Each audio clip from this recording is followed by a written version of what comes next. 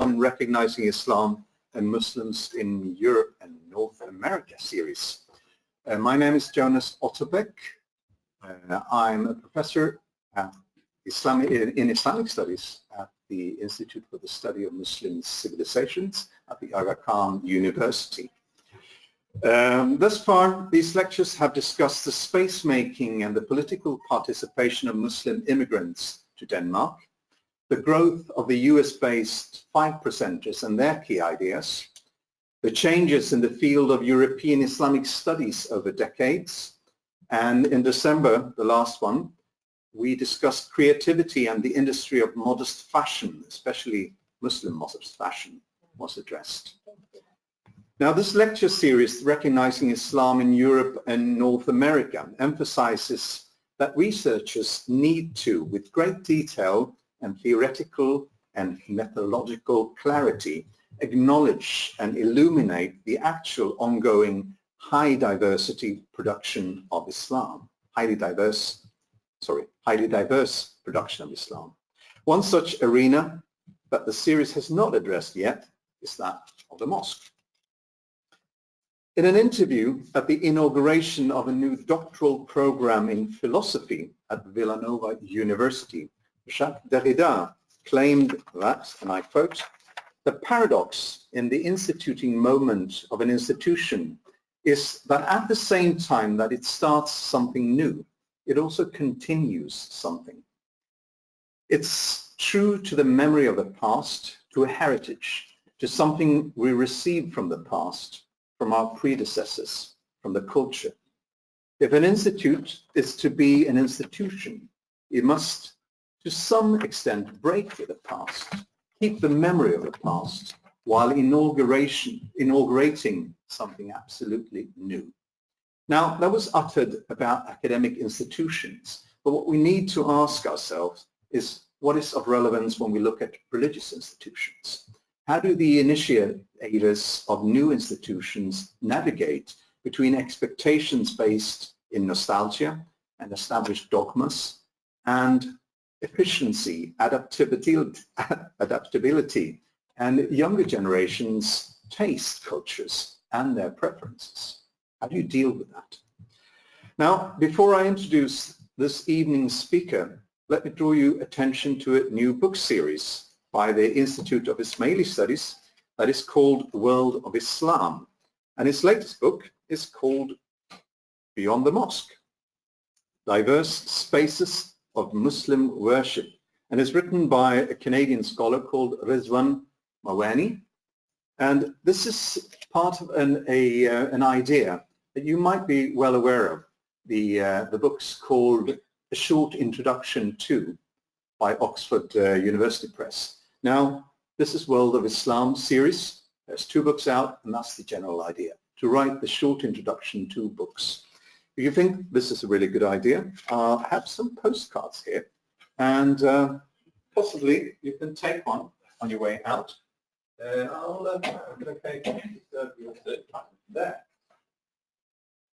So, if you're a scholar and have a really good idea and a 30,000 word manuscript without notations, you know where to send it now. These lectures are part of the activity that we have generally here at the AKU ISMC and at the center as such. So if you feel that these lectures are interesting, if you want to sort of get information about them directly, you can sign up on a small list here. So you put your name and your surname and your email and print it as clearly as possible so there's no mistake, please. It's not enough of you signing up downstairs because, you know, the GDPR do not allow us to just sign up on a list. So now you're also asked that by signing here, you also approve the GDPR legislation, us making a register out of this. So please, and there is a pen going around with it also. Right. Dr. Abdul-Azim Ahmed is Research Associate at the Center for the Study of Islam in the UK at Cardiff University. He completed his PhD dissertation in 2016, and that was a unique, in-depth ethnographic study of the Cardiff Mosque. He's now working on a manuscript with a much broader perspective, relating the narrative of how Britain's almost 2,000 mosques have come to be. And we'll tap into that in today's speech. Among his many publications are most prominently Sacred Rhythms, an ethnography of the Cardiff Mosque, which is the dissertation, and nowadays dissertation can be found online. So if you just remember Sacred Rhythms and Ahmed, for example, if you type in that, there's a link. And you get a 300-page, 350? Thesis. So I know it's 80,000 words, I don't know how many pages. All right. A rather thick book, which is truly interesting. He has also written, for example, the article Conceptualizing Mosque Diversity, and that's in Journal of Muslims in Europe, and an article with an intriguing title that I had to print and read, In Search of Sylhet. Now, do you know where Sylhet is? Oh, you know. You know. Great. Yes. It's a district in the northeastern region of Bangladesh. And it's about, in the search of Sylhet, the Fultuli tradition in Britain. How many know about the Fultuli tradition? So, is there anyone who wants to read? I have 2 articles. So, very fast now. Raise your hand if you want to read about the Fultuli tradition, which is sort of a Bangladeshi parallel, but not the same as the Barelwi tradition. Ha, 1, 2. Sorry, very good. You got the one with notations.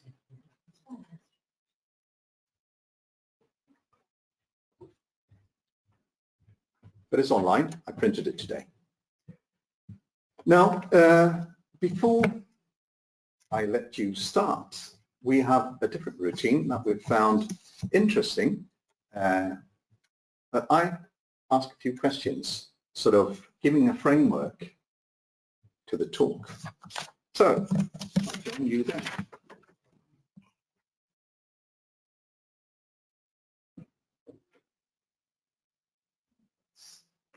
Like this. Right. So, you come from the Cardiff environment, and I'm curious about that because it's one of the few who have concentrated on Islamic Europe over a longer period of time. So can you tell the audience a little about that environment? Sure. So as well as being Cardiff born and raised, I'm lucky enough to be able to pursue my academic interests at Cardiff University. And it's the Centre for the Study of Islam in the UK. And it's focused on the sociological study of Islam. So although we have theologians in our ranks, we have 2 Maulana doctors. So they're graduates of the Darul Uloom system, but also have doctoral studies and engage in sociological studies. And I think that's quite interesting as well in terms of that bridging the gap between the textual and the social. But the areas of research that the centre engages in are very much focused on sociological.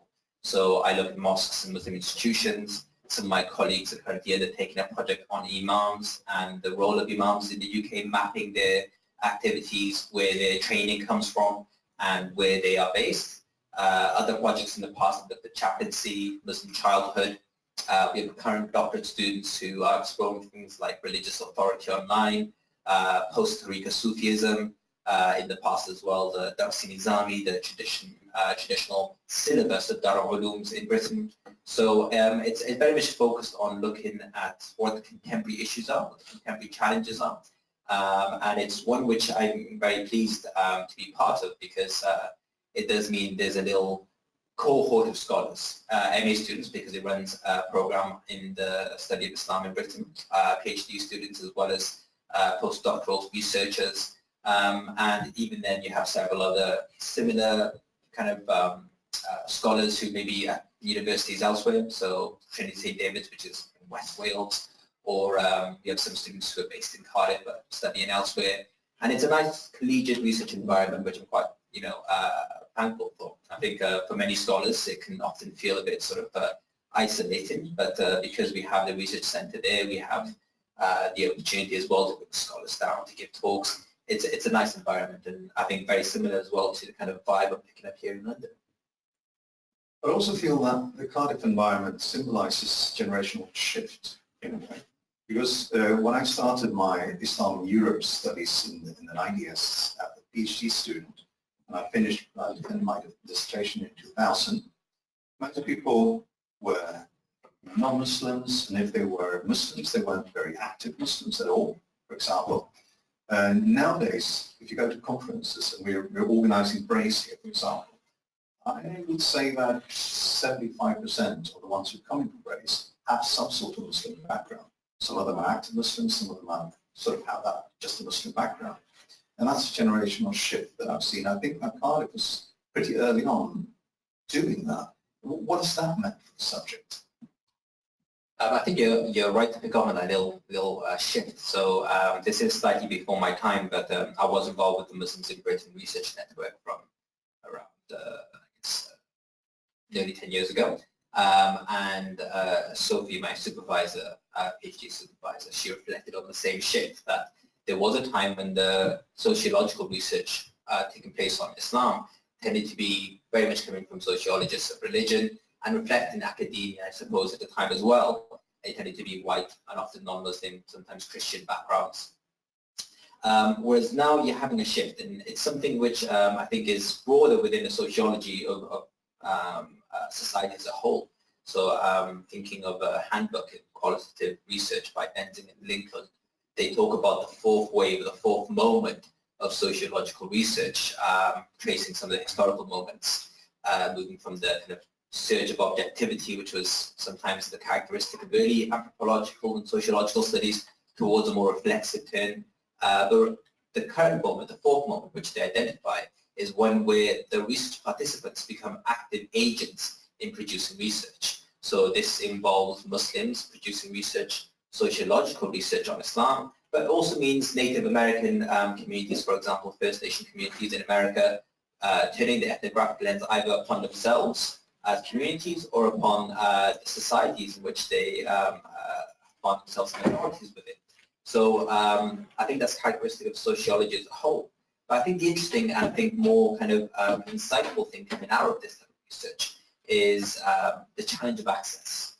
So it does mean that there is this distrust in terms of academia, and I think that comes from a securitization, focus on Islam, a politicization of Islamic knowledge, as well as the focus of journalism, as well as government interests. And often it does require someone who has pre-existing links and relationships, someone who has a pre-existing personality and reputation of trust and integrity to be able to gain access and talk about some very important areas of the British Muslim scene. So I think that's part of the picture as well. And finally as well, there is a very important generational shift taking place. So in my own research, one of the reasons why I think mosques now are very interesting is because the current decade is a decade in which institutions established by a first generation of Muslim migrants are now increasingly being led by British-born Muslims who were raised and brought up in the UK. So there's a generational shift taking place in Muslim institutions, and I think that's also reflected in academia as they enter into higher education. And would you agree then with me that I think that other questions are asked? I mean, let's take the example that I asked you. Do you know of the Fultuli tradition? And there was actually no one here who said that, yes, I do know that, apart from you. And I honestly know about it until I read this article, which means that there was a lack in my education. You saw that. You wrote an article. Great. I really enjoyed reading it. And I think that empirical richness is very typical of that generation of researchers that's springing up now from different angles. Some of them, as I sort of said earlier, deeply devout and engaged because of that. Others using a cultural background, yet others being non-Muslims but grown up as your friend, etc. And they would have then another sort of starting point. I think that's really healthy because it really increases the quality of the empirical work and hopefully maintains or even increases the quality of the methodological and theoretical work. Would you agree with that? I mean, is that what you feel is happening, or unique in that way? Anyway, so. I mean, I definitely agree. I think the question of empirical richness, I think you're right. When you're bringing into, especially qualitative sciences where you can be more reflective, you can use tools like ethnography, you can reflect on your own experiences. I think there's a huge richness that comes in. But also as well, I think, you know, that question of the insider, the outsider, whether you're coming in as, you know, a Muslim or a non-Muslim, in lots of different ways, that question is key in the sociology of religion, in religious studies, really in many fields where the researcher is so actively implicated in the topic. Are there risks also? Well, I think the traditional way has always been that, you know, there's a risk associated with being an insider, there's a risk associated with being an outsider, you know, there's a pro and con, and it kind of neatly divided. Whereas I think it's, as you kind of alluded to, as more researchers are being coming into the study of topics where they may have a previous relationship with the field, the methodology needs to adapt and needs to become more nuanced. It needs to be more thorough and rigorous to ask the questions of, well, what does it really mean to be fair, you know? And sometimes those questions are easily bypassed if you can take up a position of neutrality as being an outsider. But when you're an insider, you have to defend yourself. You have to defend why you're being objective, how you're being objective, how you're being honest and accurate. And I think once you start looking at the methodological tools and the epistemologies that make that possible and how you reflect on those issues, I think that's a benefit to all researchers to really interrogate their, you know, in the sociological language, positionality. How do they approach the question and what makes them and their perspective unique, interesting, but also flawed or in some way partial. Thank you very much. I think we're more than ready now to hear your talk. So please, give them a hand.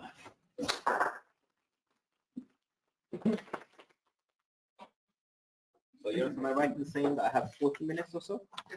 Okay. And I do want to have questions at the end, so I hope that we're going to have an opportunity to discuss some of the things I'll be talking about. So in this talk, I intend to present my current field of research, which focuses on the British mosque. But in order to do that, I need to, in a way, outline what's interesting and what's contemporary and what's British about my research topic. So I use the term contemporary British mosque. That's the working title of the manuscript I'm working on. But I do need to outline, oh, if there is something interesting about the mosque in Britain today, if there is something interesting about the mosque in the contemporary period, what is that? How does it differ from the past, elsewhere, geographically as well? And to do that, I need to outline something about the congregation, why the congregation is interesting. But in order to do that, I need to step back a bit more as well and outline another concept that I'm working with, which is Anglophone Islam. So that's the kind of trajectory of my paper today and the next 40 minutes. I'll begin by outlining this concept of Anglophone Islam, something that I think is helpful, helps me shed light on what I'm trying to say, but at the same time, I hope is distinctive enough to offer disagreement. I don't expect it to be universally found valuable, but I hope it does start a debate and discussion and helps us mark out the contemporary field of Islam in a way which is insightful. And then I'll be moving on to the congregation, which if you're from the background of sociology of religion, should be a familiar term in relation to congregational studies. But I think there's some utility and value in looking at the congregation in relation to Islamic studies. And finally, depending on how much time you have left, I'll be going deep down into my empirical research on mosques. So that's the trajectory, that's the plan for the next 40 minutes or so. And I am intrigued at how this will go because, as with anything, because you know, I was on the train on the way to London. I just couldn't help opening up the document and making a few edits, a few cuts and pastes, putting a new paragraph here and taking away a paragraph there. So this is something I've delivered before, but it's going to be unique in its own ways, and I'm looking forward to presenting it to you today. So Anglophone Islam. What is Anglophone Islam? To understand that concept, you have to take a step into the work of Shahab Ahmed and his epic and very important work of Islamic studies, What is Islam? The Importance of Being Islamic. And for any of you who haven't read that work, I would really encourage you to do so. I think it's one of the most fantastic and interesting and innovative pieces of research in Islamic studies in the last few decades. And I think it really offers innovation and insight in almost every quarter of the contemporary study of Islam. Not every conclusion is one I agree with even, but I think as a whole, his concept of the discursive engagement of Islam, what it means to be a Muslim, and what Islamic adds in terms of its conceptual value to a phrase, to a field, to linguistics, I think that is very valuable. And as a sociologist, his concept and discursive idea of what Islam is has been useful, but I think it offers a lot more to other scholars as well. So, bit of a pitch for Shahab Ahmed, but I do love his work and I really benefited from it. And within his work, he develops a concept that he calls the Balkans, the Bengal complex. So it's a bit of a mouthful, and I will be saying it several times today, so I wonder how many times I'll stumble over that phrase. But it is essentially a consideration of a historical feature. So, basic question, do we call it Ramadan or Ramzan? Siyam or Roza? Salah or Namaz? Jannah or Behest? Jahannam or Duzuk? Despite Arabic being the language of the Quran, for countless Muslims across the world, it's Persian origin words which they use to express key Islamic concepts. So for myself as a Bengali heritage Muslim, I heard the word, Behest and Duzuk for heaven and hell, rather than Jannah, Jahannam. I had to learn those words subsequently. I still say namaz in relation to the 5 daily prayers, and only when I'm around Arab-speaking colleagues or co-religionists will I use the term salah. And that's really common, I think, for South Asian Muslims, Southeast Asian Muslims, those from even parts of the Middle East and parts of Africa. So Persian has always had this really important role in certain parts of the world. And Shahab Ahmed's argument is that from the Balkans to the Bengal, and even further east, as I've mentioned, it was the Persian language which was the most fundamental way of expressing Islam. And you can see this in scholarship as well. So if you pick up a key Islamic text like Ghazali's Ihya al-Ulumuddin, that was written in Arabic. That was the lingua franca for certain forms of scholarship. But it was a Kimya Adat, which was written in Persian. That was the one which is meant for mass consumption. And there are a few poets who are as celebrated in the Islamic tradition as Rumi or Hafiz, and they again wrote in Persian. And it was, I think, the case that for centuries, the courtly language, the lingua franca in many cases for Islam was not Arabic but Farsi.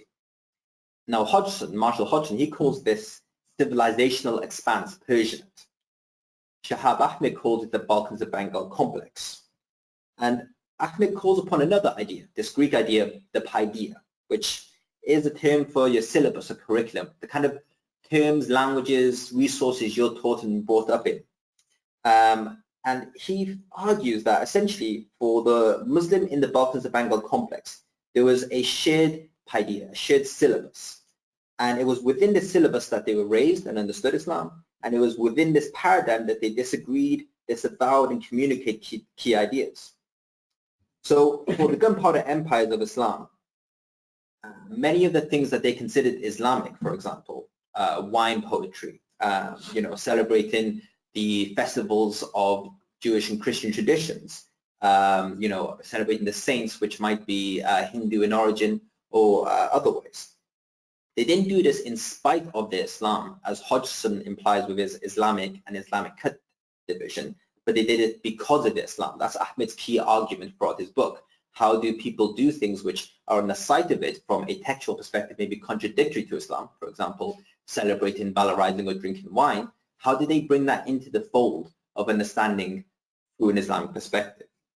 And it's a discursive understanding of Islam, which was initially, I think, outlined by Talal Asad. Now, for the Balkans of Bengal complex, those denizens who lived there, they would be raised on, say, the poetry of Layla and Majnun. These are two star-crossed lovers who make Romeo and Juliet look timid. And for many, the image of Majnun, who's absolutely devoted in the extreme to his lover, is the way in which love is expressed in art and literature and poetry. It's a repeated motif. You find it throughout that Balkans of Bengal complex. You can go on and you can look at the readings used by individuals who live within this complex. It included philosophy. And so Ahmed observes how a poem recited by farm workers casually would also be referring to Abyssinian philosophy, Neoplatonic emanationism. I always hate saying this particular word, Sherwardian illuminationism. So lots of syllables and a uncomfortable combination of vowels there as well. But this was the part of the intellectual repertoire of individuals within the Balkans of Bengal complex. And this is also a world in which Ahmed argues Sufism was a norm. So he challenges the trite Orientalist notion that the Sufis were spiritualists but not religious types, who were a minority arguing against the dogmatism and literalism of the legal elites. He says it's the complete opposite. Sufism was the norm. Sufi antinomianism was the status quo, and it was the impassioned dogmatism of the legal scholars who were the minority trying to place limits on what they saw as the religious excesses of the masses. But what connected all of this was Farsi. And here it's important to stop and just take a moment to emphasize that a linguistic primacy didn't entail a geographic primacy. The Persian speakers in Turkey or Hindustan or the Maldives never looked towards the Seljuks or Shiraz as somehow more sacred than their own lands or Makkah and Medina. Persian was not a foreign language for many of them, it was their own. And Sheldon Pollock writes that there was more Persian literature produced by the Mughals during the time period of the Mughal Empire than from Persia itself. So this was something they really took ownership over. Now, having outlined Ahmed's Balkans of Bengal complex, I need to then make the case for Anglophone Islam. Now, I use the term Anglophone in a similar way to Anglosphere. So I'm from Wales. I don't know if anyone else has any links back to Wales. Does anyone, just by a show of hands, bit of a Welshness in your background? Welsh mother. Welsh mother. Well, in Wales, the term Anglosphere is quite often used disparagingly, in a way, to refer to the kind of mainstream English press, whether in Wales or in London. And I'm kind of using that term, but in a broader sense.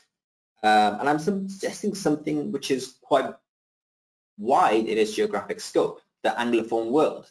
Some people have used this term in a political sense to talk about an Anglophone unity. It does in some ways match up to the West as a concept, sometimes it doesn't. But for me, the interest is language. And I'm not the first person to argue that there might be something in the English language in relation to Islam that has a sort of relevance to how we look at contemporary Islam. So Sadiq Hamid and Philip Lewis suggest in their work, New Horizons of British Muslim Studies, that for a new global generation of Muslims, English is the language of communication and knowledge transmission, or arguably the new Persian. So in the same way we look at Shahab Ahmed's idea of the Balkans of Bengal complex, we might be able to look at something in the contemporary world as Anglophone or Anglophone Islam. Now, if you build on this contention that there is some parity between the Balkans of Bengal complex, that was the first time I stumbled over those words, it will not be the last, and Anglophone Islam, then we have to do and look and excavate something more than it just being a temporal or linguistic arena in which individuals speak English.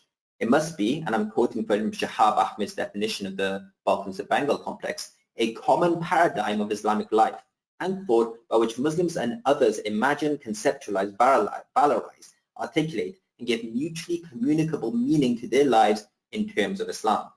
One that manifests in a discursive canon, embedded in which is a conceptual vocabulary and an array of expressive motifs and other mutually held and or mutually translatable modes of valorization and self-articulation, end quote. So that gives you a flavor, if you haven't read Shahab Ahmed, of how he writes. It's a bit wordy, but at the same time, it's worth it, and it's wordy in his own very idiosyncratic way. So once you get used to how he writes, the rest of it is a bit more comprehensible. But does such a common paradigm exist?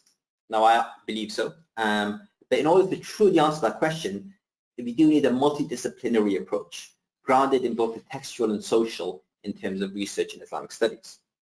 So Anglophone Islam, geographically speaking, is spread across the English language world or English-speaking world.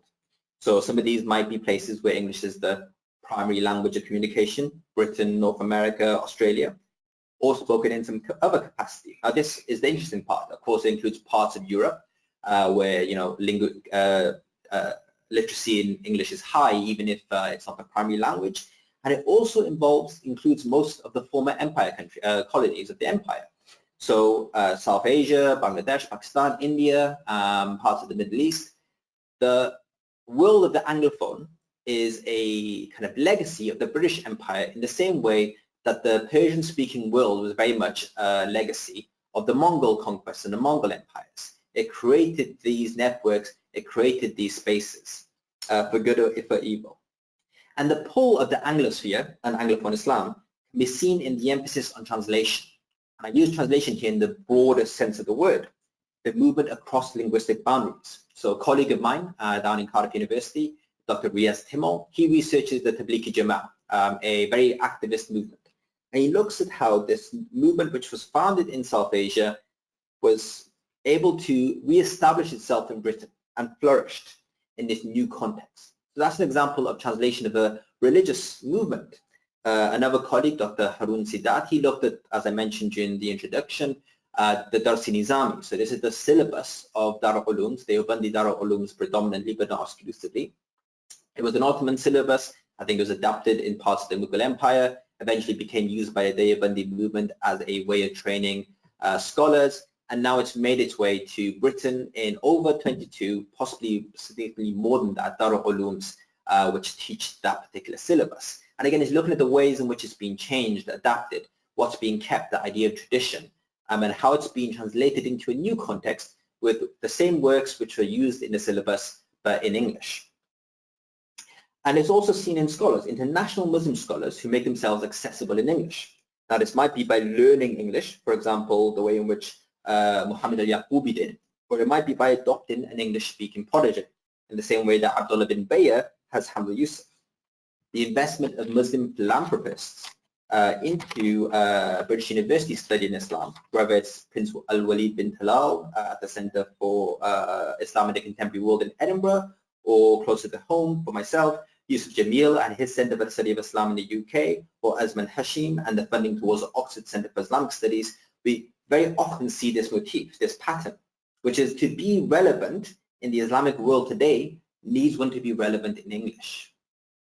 And one of the most idiosyncratic features of the Anglophone Islamic world is the digital. It can be accessed anywhere, by anyone through online content. And so sermons and lectures were always, and the oral tradition was always part of the Islamic everyday lived experience, but increasingly the digital world is allowing that to be reconsumed, shared, redistributed in an entirely new way. And the study of online religion by scholars such as Stephen Piala, Gary Bunt, also journalistically by individuals like Hussein Kasavani, all show the different ways in which Islam is a vibrant space online. And of course, on online spaces, national boundaries are very, what's the word I'm looking for, porous. They can be transversed very easily. It's linguistic boundaries that matter. And this is why I'm advocating for the study of the term, or the use of the term Anglophone Islam over other terms like American Islam and British Islam or European Islam, because I think it more meaningfully applies a boundary that is tangible. So the porous boundaries of the digital age, they completely undermine pre-existing nation-state boundaries. The language always remains a more concrete barrier. No matter how good Google Translate gets, it just isn't enough to allow that kind of interchange, which is possible between, say, an American Muslim and a British Muslim. And when I look at some of the debates taking place between, say, American Muslims and British Muslims, even when they disagree within the same paradigm, within the same context, with the same appeals to truth and the same appeals to what is the appropriate way to make an argument. I don't think it's necessarily the same between, say, Muslims in Britain and Muslims in Southeast Asia. I would have to make that argument another day because it's much more extensive than I can do right now. But if you are looking for Anglophone Islam, then where do we begin? How do we start looking for it? Part of it is what Ahmed calls a discursive canon. Now this is essentially the idea. Another way of saying this is, what's the reading list of the Anglophone Muslim? What texts are the texts by which Muslims who speak English are educated in? Now some of this, and the exciting thing, is that it's being determined at the moment. It's in flux. The canon is being established. So for some, especially in Britain, Muslims are educated on a range of texts. For example, Ta'aleem al-Haqq and Behest al-Zawar, I think Urdu, originally in Urdu, Tablighi Jamaat staples, but very common in mosques and Islamic schools across the UK. There's also Islam, Beliefs and Teachings by Ghulam Sarwar. And that one I love because it's really quite ubiquitous if you kind of dig around. So if anyone has seen it, it's got these kind of monochrome pink and white sort of illustrations. And it's just one of those key texts you'll find in mosques and Islamic schools. Again, published in English. But then there's other really interesting works like Muhammad, His Life Based on the Earlier Sources by Martin Ning. So these are English language works by very capable English language authors. But at the same time, to comprehend text in practice, we need to broaden our horizons and be more willing and open to, say, for example, looking at the texts and pamphlets and booklets produced by the Salafis. Readily available and always open and received by a lay audience, they have a very important impact in the way in which Muslims construct authority and truth. The same can be said of work, proselytizing material by individuals like Zakir Naik and the late Ahmed Didat. Now, these might not be considered robust works of scholarship, but they're read, shared, consumed, and reproduced by Muslims, and they influence the parameters and conceptualizations of Muslims themselves. So, for example, the rationalist approach to Islam. When Muslims say things like, modern science confirms Islam, they're revealing a lot about their epistemological worldview, how they construct truth and authority. And a lot of that has a link back to the Dawah material, the kind of material produced by groups like Zakir Naik's institute in India or other institutes based in the UK. This is how that approach comes through. And what else is being published? Now, there was a time when if you wanted to study Islam deeply, you needed to learn a foreign language, and that often meant as well going abroad. But increasingly, it's possible to study Islam at an advanced level, all within the UK, and with nothing more than rudimentary Arabic. So Sheikh Abdul Hakim Murad, also known as Timothy Winters, he makes this point in his lecture, What's Islamic about Islamic Studies? Now, alongside introductory texts, which are on the shelves of Islamic bookstores, you'll find works by, for example, Wael Halak, Khalid Abu Fadl, Ramadan, Sherman Jackson, Jonathan Brown. The significance of these texts is they express very often original, noteworthy, and substantive advances in Islamic thought and thinking, but in the medium of English. Anglophone Muslims don't need to receive the scholarship second-hand with translation, but have immediate primary access to it, and it's what we once called the Muslim world, which has to wait for the translation. And vocabulary as well. This is again an important term in Shahab Ahmed's conceptualization of the Balkans and Bengal complex. What's the vocabulary of the Anglophone Muslim? So there's a tongue-in-cheek post by Hisham Mahmoud, and I've seen similar versions of this. Hisham Mahmoud posted this on Facebook. I've seen similar versions of these kind of Islamic English words elsewhere, but words which are monopolized by Muslims. So top of the list, he puts circumambulate, right? One of those words you never ever see except for as a translation of the tawaf, the walking in a circle around the Kaaba. And again, you can see why you need the word circumambulate, because there's very few other ways to express that. Supererogatory, I'll be honest, again, haven't seen this outside of Islamic textbooks. Ablution, revert, a unit of prayer, and even verily. And there's quite a few others as well. So some of these might be jokey, some of these might be serious, but phrases, terms, ideas that Muslims use in English and become key units of expression of Muslim ideas. That is becoming common. That is becoming part of the linguistic repertoire of Muslims in Britain and elsewhere. And that is a sign, I think, of the emerging canon of Anglophone Islam. And then you have terms like religion and culture. Now, try and speak to someone who doesn't speak English as a first language and try and negotiate that particular distinction. They'll really struggle. What's the difference between religion and culture? Yeah, it's so ubiquitous and so natural for the English-speaking Western Muslim to use in religion and culture as a way of talking about orthodoxy and heterodoxy, between negotiation of their various identities. So all of this, I think, is essentially signs of what might be emerging as Anglophone Islam.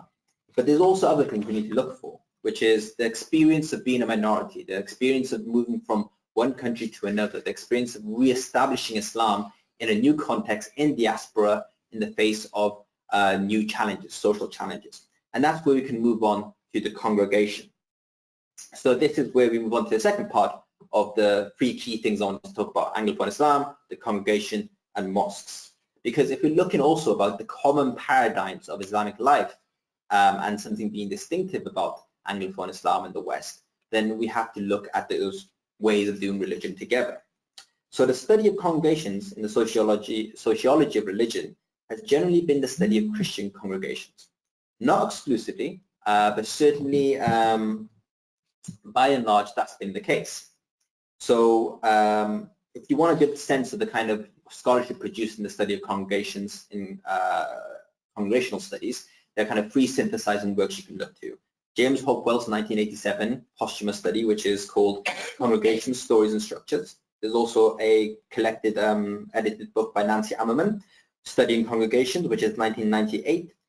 Both of those are US scholars published in the US, and in the UK you have Congregational Studies in the UK, Christianity in a Post-Christian Context, which is authored by Matthew Guest, Linda Woodhead, and Testing.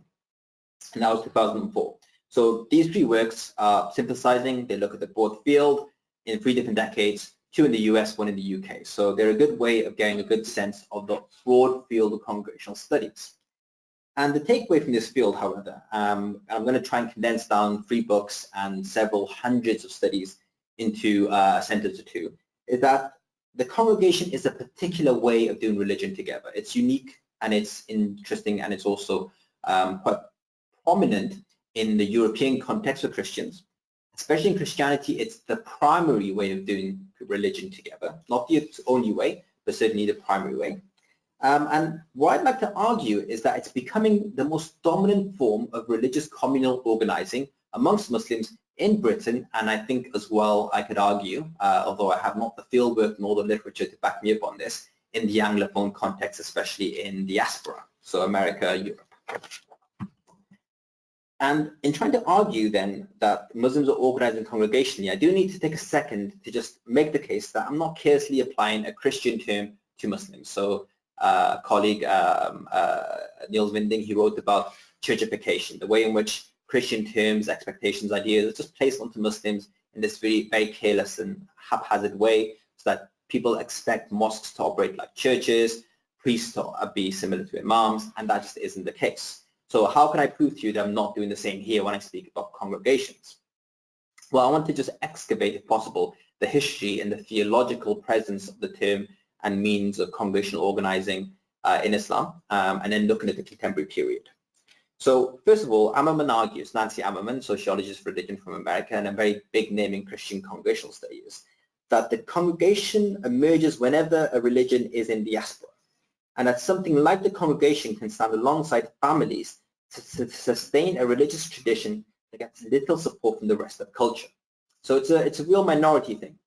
When we look at the Prophet Muhammad and his followers in the early period of the Islamic history, it's the same thing taking place. They organized congregationally. They met regularly and often secretly, and they used this as a mechanism to preserve and pass on this new religion. So the first mosque, just by a show of hands, or not even a show of hands, I'll welcome you to just shout out, where do you think the first mosque established by Muslims was, or is, or could be? On the outskirts of Medina. Outskirts of Medina, so that's Masjid al-Quba. Any advantages, any distinctions, anyone else disagreeing? Was it in Palestine? Palestine, that's another option. Anyone else? At least there are claims about Malabar coast. Malabar coast, where is it? South of India. Okay, that's one I haven't come across, so I'll need to look that one up. So they're a really strong contender. This actually took me aback because it's obvious, but also it's not very well documented or recorded. But in Massawa, southern eastern tip of Ethiopia, so the very first Muslims who migrated from Mecca to in the first migration to Ethiopia to seek refuge, they did what they would normally do. They built a mosque. So they were companions of the Prophet. So it was during the lifetime of the Prophet. And that has a really strong claim to the first mosque to be established by Muslims during the lifetime of the Prophet. And of course, then the first mosque the Prophet himself established was in Cuba. So it's just an interesting piece of history that I found to kind of, be one of those ones that you need to just reflect on kind of history and the way you taught it. But nonetheless, they organized congregationally. So when they didn't have a mosque, they used to meet in homes, private spaces. They would communicate and teach the religion and pass on the religion in that way. And when they did have the ability to, they built mosques in Massawa in Ethiopia, or else in Cuba, in Medina, and elsewhere. So soon after the Prophet Muhammad passed away, Islam became the dominant religion in the Arabian Peninsula, and mosques continued to be established. And as they began to be established, they had diverse functions. They started spreading out in terms of what they would do and how they would do it. So you had institutions develop after the mosque, the Zawiyah, the Khanaqah, the Jamia Masjid, the Madrasa, the university, and so on and so on. There were even institutions like the tribal mosque. So the tribal mosque was reflecting the social dominant forms of organizing in Arabia at the time. And Peterson, he talks about how even the term, the people of your masjid became a synonym during the early Islamic period for your tribe. So this was how common the tribal mosque was. You would organize on tribal lines, worship there. But for the big festivals, the Jum'ah, the Eid prayers, you would go to the Jamia Masjid or else go to a musalla, which would be a specific prayer space, a large one on the outskirts of a city. So there basically was a diversification of mosque functions. There used to be more institutions built alongside, a kind of, a specialization. So you had the Dar al-Ifta, the Dar al-Ulum, you had places which were like the Qanaqa, almost monastic in their setup. And you also had the Musalla, the big mosque, the Jamia Masjid. You had the prayer room, the surah, and all of this took place across the Muslim world. So that's where congregational behavior maybe became a bit secondary. Because while the mosques remained a key part of Muslim expression throughout history, its role in communal organization varied. And it could be central, for example, in the early time of the prophetic tradition in the Seerah, at the time of the Prophet Muhammad's message in Makkah, or it could become more peripheral. And the time it became really peripheral was during the advent of the Tariqa. So Hussein Yilmaz argues in his 2018 work that the Sufi Tariqa emerged in Anatolia during the 12th century and a period of political and social upheaval.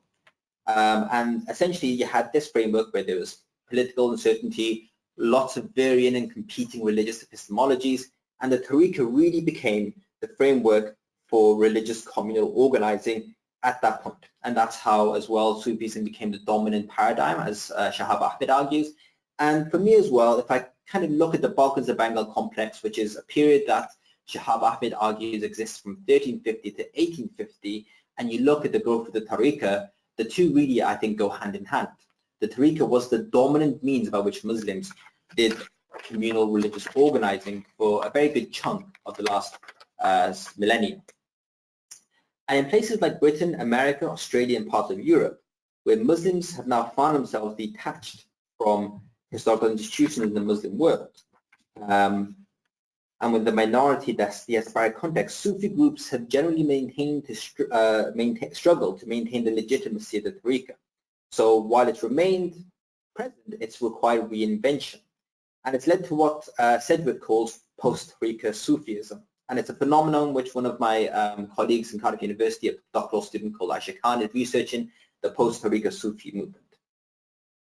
And in lots of different ways, this is basically a congregational means of behavior. So when you look at some Sufi groups in Britain today, they don't organize through Tariqa, they organize much more like congregations. And alongside the Tariqa then, if you just wanted to survey other forms of religious communal organizing, you could look at the madrasa system. So Ingram looks at this in relation to the Deobandi networks. You could look at the halaqah, which is a very basic form of teaching that key charismatic leaders might use, that other institutions might use.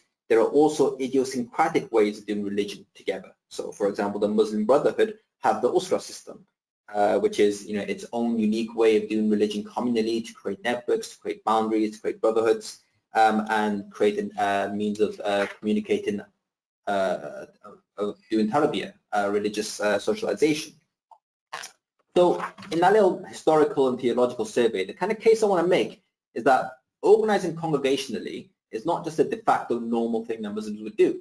They have a large range of options available to them as they establish themselves in Britain to choose from. The congregation became it was a choice, an active choice, in order to adopt the congregation as a means of doing religion together. So this is where we finally come, about 10 minutes ago, so I'm hoping I can cover enough ground, to the contemporary British mosque. And essentially, the reason I took that little detour and survey through Islamic history and religious organizing was to try and highlight the interesting and unique aspects of the contemporary British mosque. So what does it mean to be congregational for a start? First of all, in a way, we have to kind of define the congregation.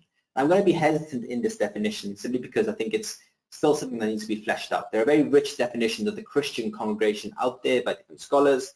For various reasons, they don't necessarily apply in a straightforward way, as you might expect, to Muslim congregations. But one of the most important things, I think, about congregationalism amongst Muslims is that in the context of a mosque, it's when the locus of authority for the mosque is firmly within the congregation. And if you look at the literature on mosques produced, especially in the sociology of religion by sociologists, up to now, the two main actors often identified as having power are the imam and the committee. And the point that quite a lot of academics like to make is that the imam is less important than the committee. So that's all true and well. What you generally find missing is the congregation. And in most cases, the congregation came before the mosque, came before the imam, and came before the committee. So it's a real triad, in my view, that this relationship of authority and influence in the contemporary British mosque is imam, committee, and congregation. And there needs to be a reflection of the fact that these authorities are cooperative, competitive, and coexist. And it's not really an external agent capable of influencing their will upon the mosque, with one exception, which I might view as a charity commission. So I think the only authority that can really come in and make force a mosque to behave in a certain way when they register charities, of course, is the charity commission. Unlike, for example, in Anglican or Catholic traditions, you often have the case of the small rural church being closed. The congregation objects, but the larger authorities are making a financial or wider decision about resources, and church is closed down. There's not an example or even a scenario where I can see that happening in a Muslim British context. Not until essentially the locus of authority of a mosque moves from outside the congregation. For now, as long as the congregation can maintain to run that mosque will exist. No one outside really has authority. I think there might be exceptions where you might speak about funding. So there is sometimes funding provided to mosques. But even in these scenarios, in 99% of the time, it's capital costs, not running costs. So there's a limit to that influence. So generally, the authority does remain within the congregation itself. What's more distinct as well, and this is again a distinction between the Christian congregation and the Muslim congregation, is that Muslims can belong to more than one congregation. So in Christian congregational studies, there's some mathematical concept of bounded sets and central sets. And I won't get into the specifics, but essentially it's about how do you assess belonging within a congregation. You know, is it, you know, being close to Jesus Christ in an example? Is it your desire to be close to Jesus Christ in an example? Is it, you know, behaviors, beliefs? There's a whole debate about who's in and out the congregation. Whereas in Muslim congregations, it's a bit messy. And I think it's, if you want to think of it in terms of mathematical or computing concepts, it's like fuzzy sets. Muslims have degrees of belonging to different congregations. In some cases, they might be part of the regulars. They might be the mosque uncles, the brothers, the sisters, who are all part of the core. Or there might be the Friday Muslims, the Ramadan Muslims, the Eid Muslims, which are kind of disparaging terms in most cases, showing a lack of conviction. But also you do have Muslims who might attend most regularly in one mosque, but go to another mosque for the big festivals. Who might go to one mosque for the workday and another mosque during the evening, one mosque on the weekend, one mosque on the weekday. So there's multiple belongings and multiple behaviors in terms of congregational belonging to a mosque. And it tends to be tiered as well. There's examples of congregational cooperation. So this exists a lot with the Deobandi tradition. They're probably the most networked of the Sunni traditions and denominations in Britain. So, you know, in Ramadan, when the Quran is recited, what Deobandi mosques in the city often do is coordinate when they will finish the recitation of the Quran. So everyone prays the Taraweeh prayer, the evening prayers together, then they'll time when you go finish the prayers, and so you can just join the end of the Quran in a certain mosque, get the barakah, get the blessings, and there's this kind of congregational cooperation. And also, it's really important, I think, to understand the relationship between mosques and other Muslim institutions. So you have huge charities now, like Islamic Relief and Muslim Aid, but for these charities included, as well as other smaller charities, the mosques are the fundraising mechanisms by which they maintain their links and income, and also how they got started in the first place. This is true of Muslim institutions, bookshops, right the way through to schools. You know, the mosque becomes a generating space for other forms of Muslim civil society, but it remains the core. I would have reflected on some of the theological denominational differences, because of course there's a difference between the Sunni and the Shia congregation. There's a difference in how denominations within those groups as well organize. But I don't want to get too bogged down in specifics, because I do want to try as much as possible cover what I had planned before we get to questions. But there is denominational differences that you might expect. But as Muslims grow in number and Muslims become more organized, it's worth reflecting on the drivers for congregational behavior. Some of it is the fact that, yeah, the congregation has a theological and historical presence in Islam. So the Prophet organized congregationally as did places elsewhere in the world. But there are other advantages too. So Nancy Ammerman speaks about the institutional template of a country and how often religious groups are both dictated by their own religious traditions, their own religious resources, but also the society's cultural and legal expectations as to how religious organizations work. So this really struck me recently because I was reading a piece of a recent journal article by Saria Contractor, and it was about women in the historic mosques, the first mosques in Britain, which are the Liverpool Institute and also the Woking Mosque. And it was talking about the presence of women, Muslim women in the AGMs, the annual general meetings. And I just kind of had one of those moments where you kind of just think, wow, in 100 years, not only have the debates not changed about basically the presence of women trying to get involvement, but also the mechanisms of running a mosque haven't changed. In Britain, annual general meetings aren't too common in mosques in the Middle East or in South Asia. They have other mechanisms for accountability, running, the investment of resources. In Britain, though, it's just the way what good mosques should run. And there's investment and training and ways in which mosques are being encouraged to adopt these mechanisms. And there's a fantastic PhD coming by a PhD student called Amin al-Yusufi, who looks at this in particular. And I don't want to talk too much about it because his ideas are his and I think he can present them best. But he looks at the ways in which mosques are essentially being asked to professionalize as a way of influencing them through the state. So Amin al-Yusufi, he's a kind of doctoral student. I think he's submitting very soon. So I do hope once he's finished, he starts publishing his ideas. So in terms of as well national picture, so I mentioned how many mosques are the generating spaces for other institutions like charities or schools, but also whether you look at the local scale, so whether it's litter picks or interfaith activities, it's often organized through the mechanism of the congregation. And when you look at national mosque national Muslim organizations, for example, we have here I forgot your name, but Shakina, there we go, sorry, Shakina, from the Muslim Council of Britain. I have links in Wales, the Muslim Council of Wales, and there are other national organizations. They tend to draw their authority through the congregational model, through the mosque model, because that's the way in which Muslim communities are organizing at the most basic point, not through tariqas, not through halaqas or usras or other systems, but through the congregation. But this all takes us only so far in understanding the British mosque. How much time do I have? How much time do I have? How much time do you need? I don't want to keep everyone here all day, and I think it can often stretch the sort of attention of speakers, listeners, if I take too long. But I was going to just reflect on one of the papers that I think, Jonas, you shared out, which was conceptualizing diversity. So I might need 5 minutes for that, and then we can go to questions. Sound okay? Okay, so I have the nod of approval from Jonas, so I'll do that. So I might actually as well leave the notes. I think I know the paper well enough, I hope, to talk about it. And I don't know about you, but I always find that when I speak this directly to a crowd and not off my notes, people tend to be a bit more engaged. So in these final stages, as we get to the end, I'm going to try and make things easier for yourself by speaking to you directly, but it might mean I get things wrong because they're coming off memory. So in the paper, in Spatial Mosque, I address a question. And this question is, I think, a really common one. We say British mosques. Most people write about mosques. Now, that might refer to, for example, a tiny prayer room in an institution. People might call that a mosque. So there is a wonderful Turkish restaurant in Cardiff called Saray, and they have a basement which they've converted into a prayer room, but they call it the masjid, the mosque. And it might also refer to a house mosque. So that's probably the most common form of mosque in Britain today.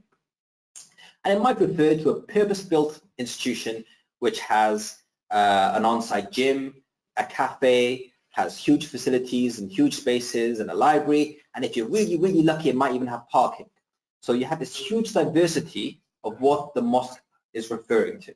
Now, in the historical Islamic world, you'll have phrases and terms to refer to that. So in the Arabic world, Arabic-speaking world, sometimes musalla for a small prayer room. In Southeast Asia, they use the term surah. Elsewhere, you might have terms like the Jamia Masjid or Musalla for the big space. Elsewhere again, you might have, so terms like Eid al-Ghada. And then you have, the other types of institutions which provide a specialized function, as we talked about before.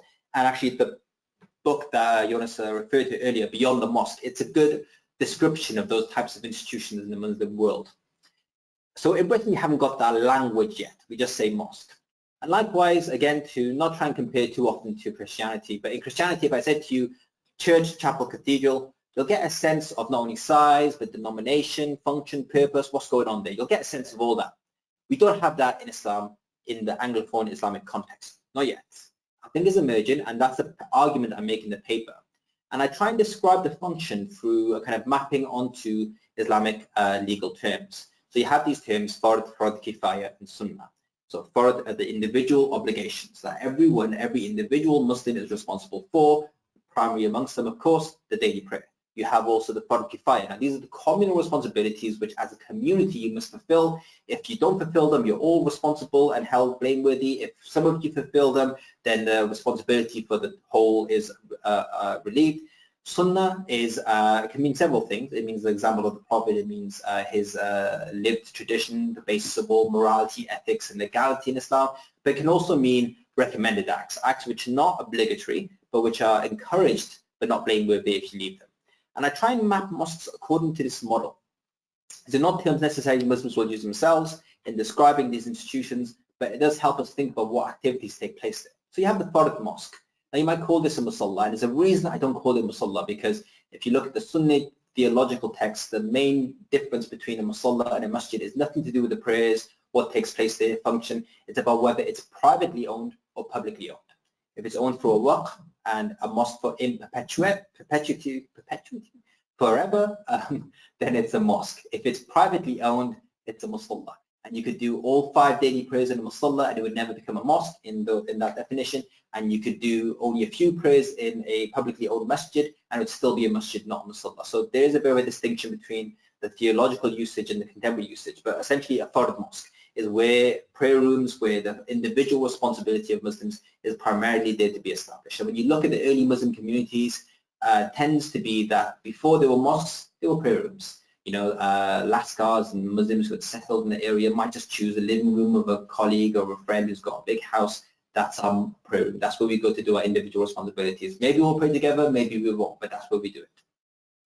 But then, and this is something you can observe across the board, across Europe, in fact, that whenever these often male Muslim migrants who had settled in Britain did some work, whenever they were forced, usually through unintentionally or unintentionally, to settle, to create families, that's when they started building mosques, or the Kifaya Mosque, the second mosque, or the fulfillment of communal responsibilities. And the communal responsibilities are things like the Friday prayer and the Janazah prayer, and of course the education of Muslim children. So when you had things which made those Muslim individuals, Muslim migrants, give up the myth of return and decide that their lives are now going to be in Britain, that's when they started establishing the majority of mosques in those countries. This is viewable in Europe as well as elsewhere. And finally, the Sunnah mosque. I'll end on this before we will recap. And these are essentially where the mosque decides it wants to fulfill something beyond the daily prayers and the communal obligations of religious education and wants to do something more. So this might be, for example, and this always depends on the context and the inspiration of those individuals, but they'll always link it to the Sunnah of the Prophet. They encourage actions which only when you have the resources to do can you do them. Things like the Ecumenical Mosque, Cambridge, things like denominational headquarters at Darul Ulum, Deobandi mosques up in the north, things like mosques which specialize in da'wah or specialize in their particular areas of passion. So there are examples in the paper where I talk about this, and it probably is behind a paywall somewhere, but as is academic etiquette. If you email me, I will send you that paper straight away. So I hope that's been interesting. I hope that hasn't been too broad. I think it's a sign that I'm in the early stages of my research, that it's taken me about 45 minutes and several thousand words and several different concepts to explain what I'm trying to do. I think as I hopefully refine my ideas, I can explain them more succinctly and more interestingly. But thank you for being with me on this journey.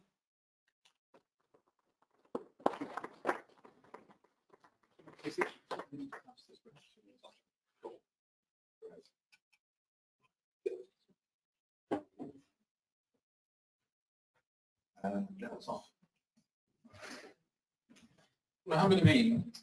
Has any research been done quantitatively on the frequency of two fundamentally different legal models for organizing a mosque? So, for example, you have a mosque which is owned, set up, say, as a company limited by guarantee, where the only members of that legal entity are the people who are the trustees at the time. And therefore, they themselves choose new trustees, but the congregation actually has no legal voting power of any kind and has no legal grounds for objecting to anything that the management does other than walking with their feet and going somewhere else. Compared to other institutions which are genuine membership organizations where you may have, a couple of thousand registered members who are all paying a subscription and have legal voting power and can vote and replace the trustees. And I don't have any idea at all what the relative frequencies are of these two formats, but I'm just curious whether anybody's done any research on it. So genuinely the question and answer to that is I'm working on it. So there is no, I think, thorough database of these issues. The mosque databases which are out there, there are some which are quite good, some which are a bit patchy, but none of them really look at the legal frequency. And it's a difficult one because you have like the list, for example, maintained by the Registrar General. These are places which are registered, the places of worship. You have the Charity Commission's list. You have Google database, Google Maps, which is as thorough as some of the best ones out there. But no one's really started putting them together. I'm in the process of it. So far, no, I don't know. I'm not going to try and give a rough estimate of what I have so far because it could change dramatically as I look at different cities. But what you do find is sometimes two are quite common. So I've been surprised where you have a company limited by guarantee. You also have the Charity Commission registered charity, and the mosque operates with both, and it kind of divides up its activities between two. How do you manage that in practice? I'd be quite interested in. Well, that's quite straightforward because a company limited by guarantee, which registers the Charity Commission, is the same entity. It's still only one entity. It's just registered at company's house and registered with charity. So they do that often to divide up business interests as well as take not advantage. Business interests. You want to be a charity to get tax relief, basically. Yeah. So and there are I think sometimes other motivating factors, but you're right. I find this fascinating, and the fact you asked me a question encourages me that it's not a technical, boring issue, but actually a really relevant one. So hopefully I'll be able to give you a more thorough answer at some point. Thank you. First of all, thank you very much for a very interesting presentation. First, a comment and then a question. How many of us know that from the start of Islam, history of Islam, Islam and Christianity, church and mosque have been sharing space, and there was tolerance. The example which you gave of Habsha, Najashi was a Christian and it was Orthodox Christianity, and Christianity actually allowed Muslims who had fled from their own country to build a mosque in the same place where there was a church. So there was a tolerance. I'm just wondering, when Muslims give an application to build a mosque in the UK, do they have to follow some criteria dictated by the government, or they just go and say that we need a mosque and then government allows? And I'm just wondering if any of that criteria actually asks about the way the bigger society will have an impact from the building of that mosque, and if there has been any empirical research on the attendance, the people who attend after opening so many. We know that every year there are mosques opened and people give applications to build mosques. If there has been any data collection on the actual relationship between the attendance and the building of mosques proportionally. Thank you. Okay, so quite a few points there which I'll try and address succinctly and orderly. So I think you're absolutely right. The more we know about our history and the cooperation between different faiths, especially in the early period, I think it's very vital and very valuable. So I hope that people do reflect on history because it does hold us lessons for us. Not just the cooperation, but also the competition. I don't know if anyone's been watching Rise of Ottomans, the Rise of Empires Ottomans on Netflix. It's about Mehmed al-Fatih and conquest of Constantinople, obviously about in the Christian warfare, but it's a good show and it's historical, and I think it's important for us to, try and enjoy the moments of Netflix education when we can. And the second point, so planning issues. they can't just get it. There are regulations. There's council-led very often. One of the reasons why mosques are sometimes open in churches is because they already have the permission to be a place of religious worship. But there are lots of complications. It is quite difficult sometimes. A colleague of mine, Richard Gale, he's done some fantastic studies on this. Geographers have generally looked at faith and faith planning issues in quite a lot of depth. So if you watch the research of Richard Gale, I think would be where I definitely point you. In terms of the relationship between mosques and attendance, so there is some research, but it's a bit tough to try and pin down. So I have this on a published article, and I can send it to you if you're interested. If you want to do the maths, and if you believe in figures, then there is something like a weekly mosque-going congregation based on available survey data of, I think, 1.5 million weekly. Whether that's reliable as a figure. Now, that would, for example, dwarf Anglican figures. Anglicans have a weekly church-going congregation of about 800,000. I think that's less than that currently. That's not very meaningful, I don't think. And I think it's not necessarily very telling. And I think as well, I'm very, very, very, very, very skeptical of quantitative surveys on Muslims for lots of different reasons. I think we're not at the methodological stage being able to trust those figures. By and large, I think there is evidence that there is a reflection. So when I divided the number of Muslims in a city by the number of mosques, generally you'll find 800 people equals a mosque, roughly. That tends to be the figure. Some cities, it varies. I think London's the one with the highest number of Muslims to a mosque. I think it's something like 1,100. But what I think there is generally a pattern that you can observe, especially when you look in rural areas. When you get to the magic number of about 800, that's when a rural area can afford to run and maintain a mosque. So that's a quantitative deduction I made, but I still need to go do some more research to flesh out however that's reflected in the attendance and elsewhere. But there's very little research on mosques as a whole in full stop. So definitely on the quantitative element is this questions. Hi, thank you very much for a wonderful talk. I really enjoyed it. I've got two very quick questions for you. One is just in the wider kind of intellectual project of conceptualizing the mosque in the Anglophone Muslim diaspora. Are you taking at all the gendered nature of the space of the mosque into account, sort of the spaces that women are allowed to occupy, how that shapes the experience of worshipping in the mosque? And, you know, also, other women in the room can probably attest to the fact that, like, those spaces that women are given to occupy are often not as central, not as nice, there. So is this something that's going to figure into your research? And the other question is, in many Muslim majority countries, there are a number of different types of sacred space, right? You have the mosque to worship in, but then also the mazar, shrines, darbars, dargahs. Do you find an echo of that in the Anglophone Muslim diaspora as a parallel space or an adjacent space to the mosque? Is that something that is going to be part of your work? So yeah, that's it. Thanks. I think two very, very important, valid questions. I am actually literally writing the chapter on mosques and women for my book at the moment. So I've just been knee-deep in a lot of the literature on the field and also trying to think about my own research findings and how to contextualize and kind of put them all together. And I haven't quite found that mechanism to succinctly express it, but it is definitely something unavoidable. I think one of the interesting things, and I think the two interesting things that I would like to pull out of my chapter when I look at British mosques and the debate around the inclusion or exclusion of women is one, the difference between generational practice.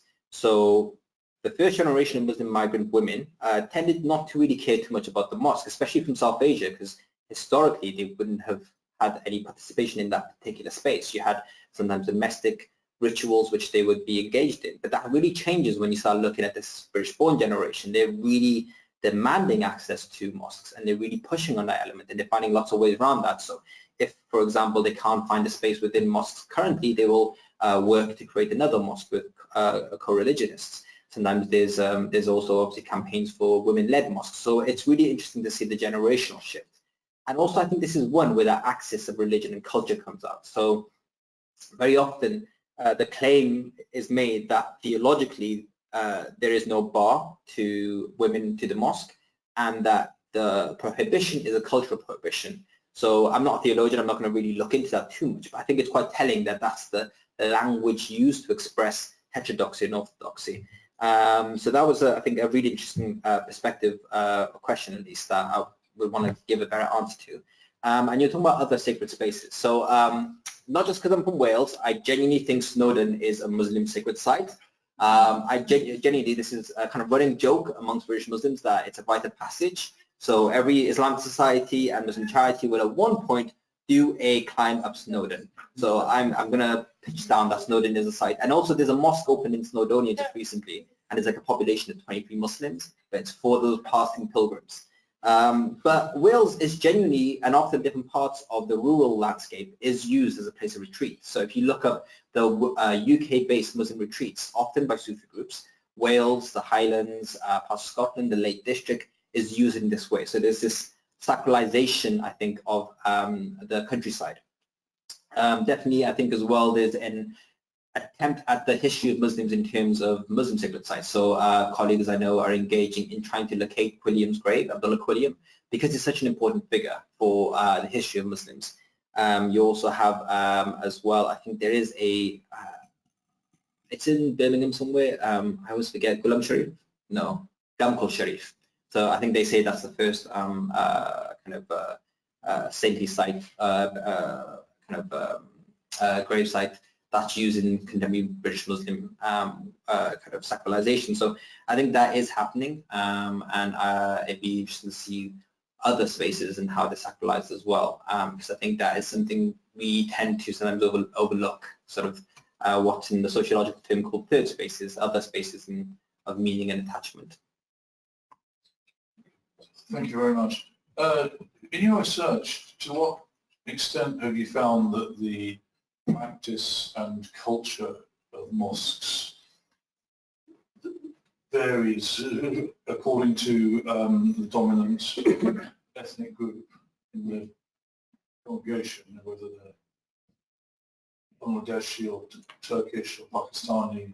I mean, do they vary a lot, or do they tend towards some sort of UK norms?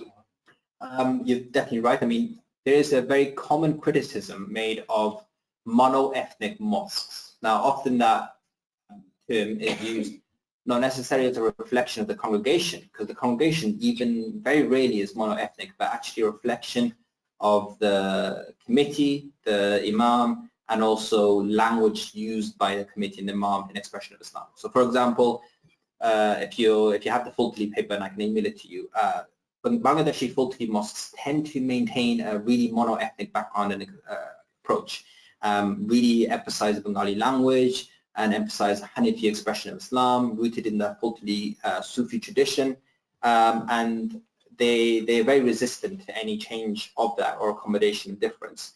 But their congregations are often very diverse and don't reflect the monocultural backgrounds of the Bangladeshis who are involved in running it.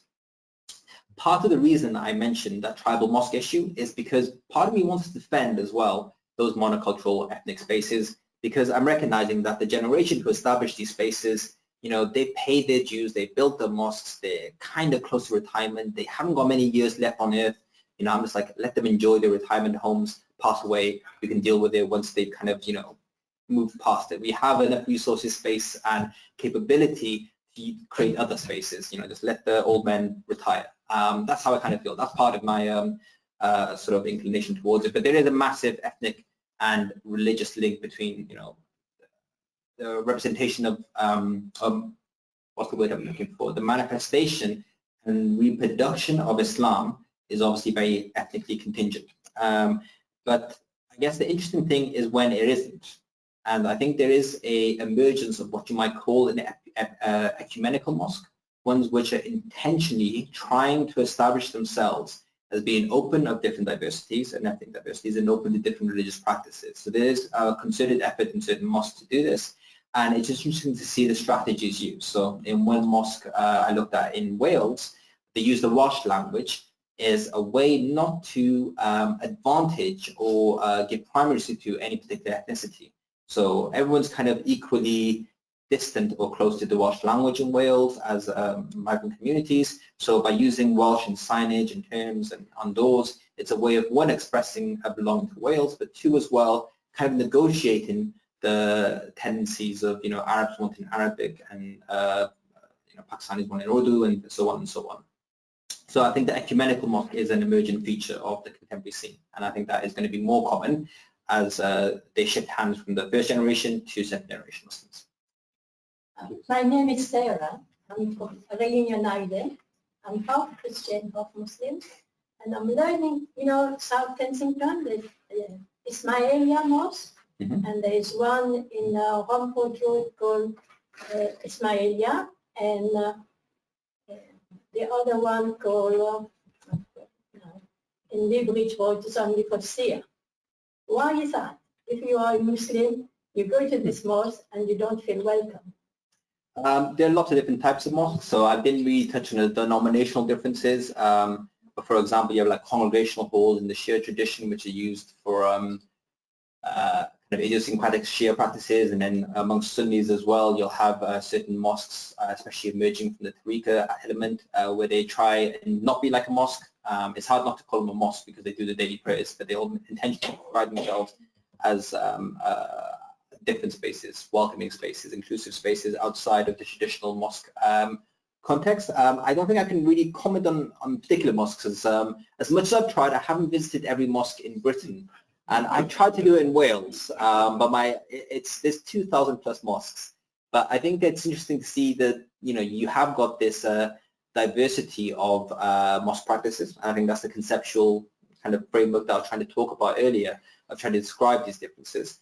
But also as well, you do have these spaces which are really focused on being welcoming, and others which are not really too concerned about who goes there and why. So it does vary dramatically. I don't understand. That's what I don't understand. I think that'll be another lecture altogether as well on denominational diversity. There is a fantastic library upstairs, though. I did get that talk from Jonas. So we do have a final question, and we'll wrap up. I want to go back to the gender issue that we were discussing. How the access to a space, in this case a mosque, masjid, is controlled by the legal entities, government agencies. What I have in mind is the recent news from India on the 29th January, Supreme Court, a statement filed by the Muslim Personal Law Board, and this was in response to a question that the Supreme Court had asked Muslim Personal Law Board to respond to, and this was in response to some women going to the court against a fatwa which was issued stopping them from entering a mosque. And the Supreme Court intervenes, asks Muslim Personal Law Board, and Muslim Personal Law Board interestingly files a response saying, in Islam, a woman cannot be stopped from entering the mosque, any mosque of any denominations. And how do you see this intervention? Like we generally look at this as a community affair controlled by the community leaders, like Sharia rulings. But here you see a government, a civil body now entering the game. What is your? I have heard calls for the application of equality legislation in Britain onto mosques. I think just instinctively, as someone who's got weird right-wing tendencies every now and again, I find that kind of intervention of government into private spaces a bit unwelcome and not always the best and wisest route. In relation to mosques and Muslim access in Britain, I think the key thing actually is to recognize that the debate isn't between individuals who are saying that Islam forbids mosques, Muslim women to enter mosques, and individuals who say that Islam doesn't and Muslim women should have access. That's not generally the debate. You might find a few religious conservatives who argue that that's the case, but they have to do so through a methodological tool of preventing the harm and preventing sinfulness by closing off the routes towards sin. It's a whole theological argument, and very rarely do you find someone advocating for that. I have come across it, but it's rare. More often than not, the argument is not so much about whether it's theologically appropriate, it's actually about having men give up their sense of primacy to the space. So very often the issue is not so much that they don't want to have a mosque for women. They're like, we just don't have the money or the resources. We have this house mosque, or we have this hall, and there's so many men, and they all come, and what would we have to do? We'd have to have less men for women, and they'll essentially argue on the basis of primacy, that there's a male primacy to that space. And I think that's where the argument needs to be in Britain to try and change the context of the use of spaces. What it needs, for example, is a small mosque for people to be comfortable having women and men in that same room rather than trying to create an adjacent room, which often then means poorer resources. How to convince individuals to give up their primacy, their privilege, their males to give up that sense of entitlement? Well, I think that's the £1,000 question. It's more expensive than that. It's right the way back to those questions at the core of feminism, the dismantling of patriarchy. But I think that's where the debate needs to be held, not on the theological level, not necessarily on the legal level, not necessarily about justice access, but literally, about that case of how can we make sure that they view the right of women to be in this mosque as equal to their right, to the right of men to pray in this mosque. Thank you. Thank you very much. Thank you.